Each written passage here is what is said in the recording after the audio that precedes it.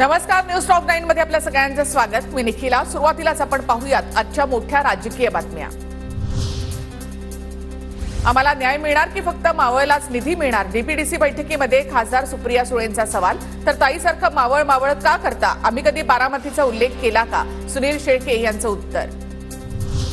बैठकीमध्ये निधीबाबत बोलण्याचा खरा अधिकार समिती सदस्यांचा, आमदार खासदारांचा नाही। अजितदादांनी सुप्रिया सुळे आणि अमोल कोल्हेंना सुनावलं।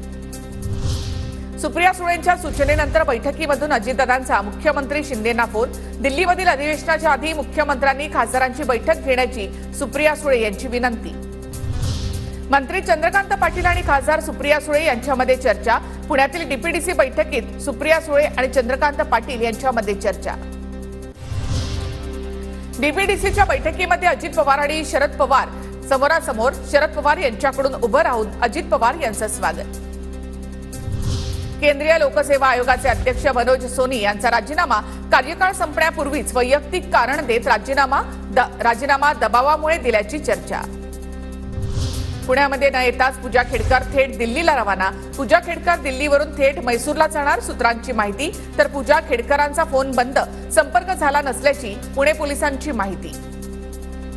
मनोरमा खेडकर यांची लँड क्रुझर गाडी पोलिसांकडून जप्त। खेडकरांच्या बाणेरमधील बंगल्याच्या झाडाझडतीमध्ये पिस्तूल, 3 काडतुस सुद्धा जप्त।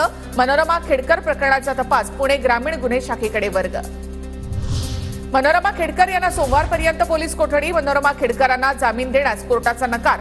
तर सोमवारपर्यंत तपास पूर्ण करा, कोर्टाकडून सूचना।